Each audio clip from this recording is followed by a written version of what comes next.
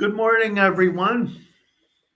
We have a returning student, Gabby, who's ready to restart her classes again. Glad to have you, Gabby. Hello, Uh, teacher. you were glad to see you. You're doing very well. We're happy to see that. Well, yesterday's lesson was about what we call embedded and then direct and indirect questions.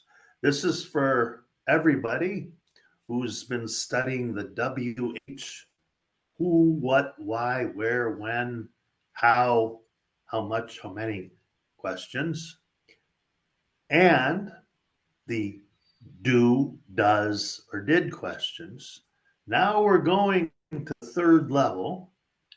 Now, for example, well, you see, I have my new favorite background of Europe. Think about traveling, and sometimes when you need help and you go up to a stranger, well, important is to sound very polite, especially in England or other English speaking countries.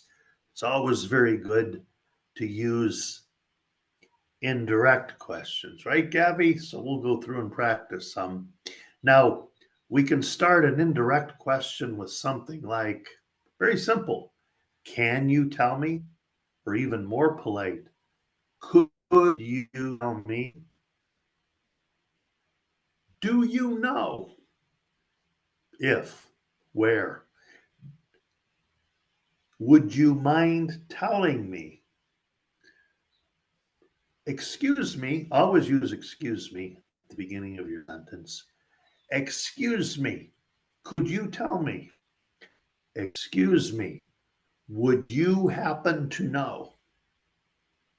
That is being extra polite, especially when it's somebody you don't know, a perfect stranger walking down the street. Okay? So,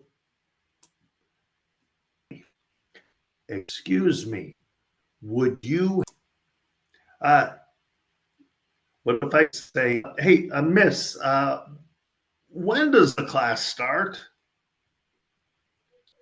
Teacher, it's more polite to ask, do you know when the class starts? Do you know is our question form. When the class starts is our information clause. Very good. Because another important point to remember is in English, we don't use double questions or double negatives. So, very good answer, Gabby. We wouldn't say, do you know when the class starts? That would be wrong, right? So that's a good example. What if I wasn't studying in class and I want to ask the student next, or I want to ask the students, what is the answer? Teacher, it's more polite to ask, who knows what the answer is? Answer. Remember those W's Answer, are yes. silent. Or I could say, who knows the answer? Or who knows what the answer is? Or does anyone know what the answer is? Very good. Okay. Um, what if we have an event and I ask you, can your sister come tonight? Teacher, And it's how more should I say it? polite to say, do you think your sister can come tonight? Okay. Do you think your sister can come tonight? Or do you know? Do you happen to know? All right. Or if I want to be really polite, I might say something like, I was wondering if your sister can come tonight. Okay. Even being more formal. Now, this is a good dialogue you wrote. Um,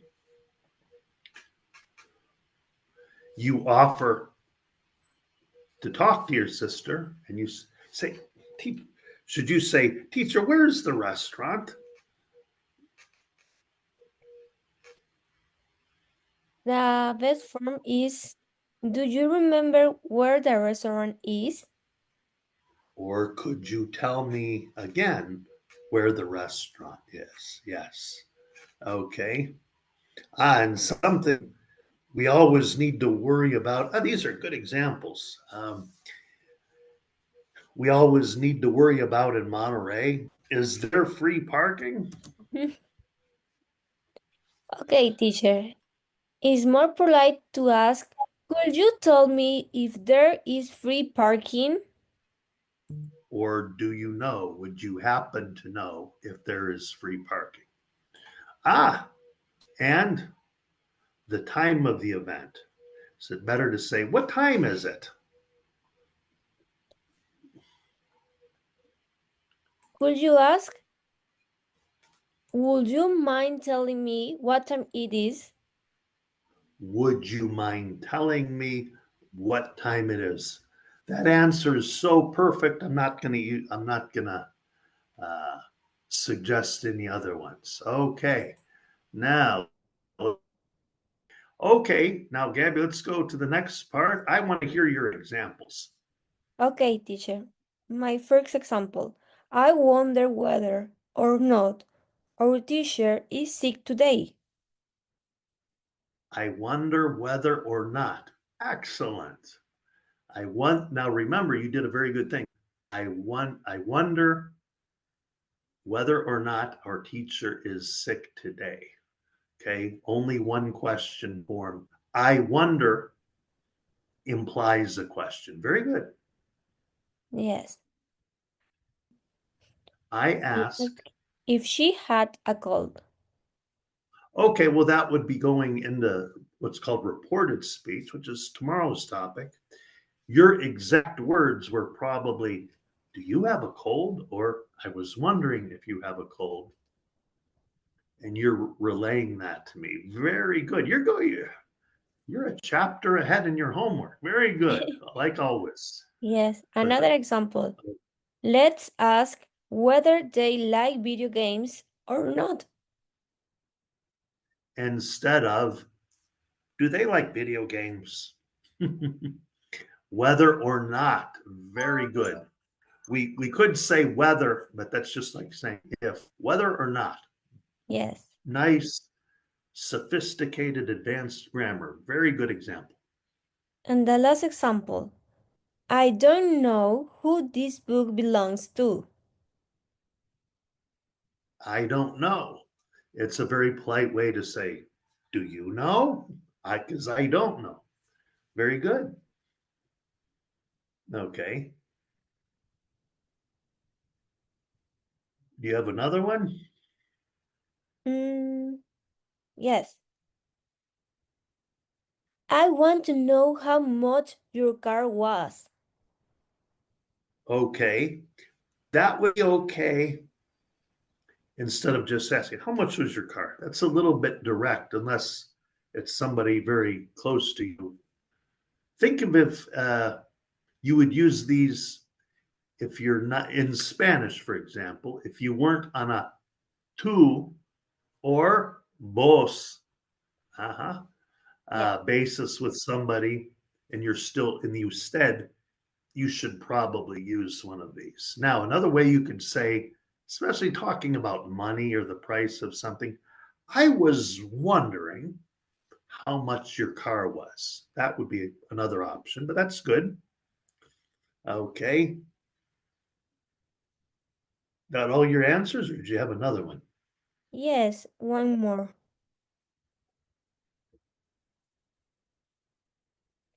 The question is if we should go ahead with it or not.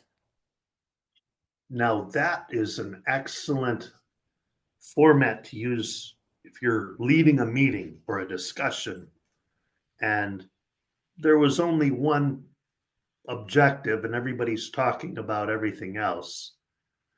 The question is whether or not you, that was very good. Very good. Very And teacher, professional. there are all my examples that I did. Well, you made some very good ones. And next lesson, everybody, is reported speech. Okay, so we'll do that next time. Gabby, excellent work as always, and we'll see you. Um, I was wondering when your next class is. Yes, teacher, thanks. Okay, have a good day.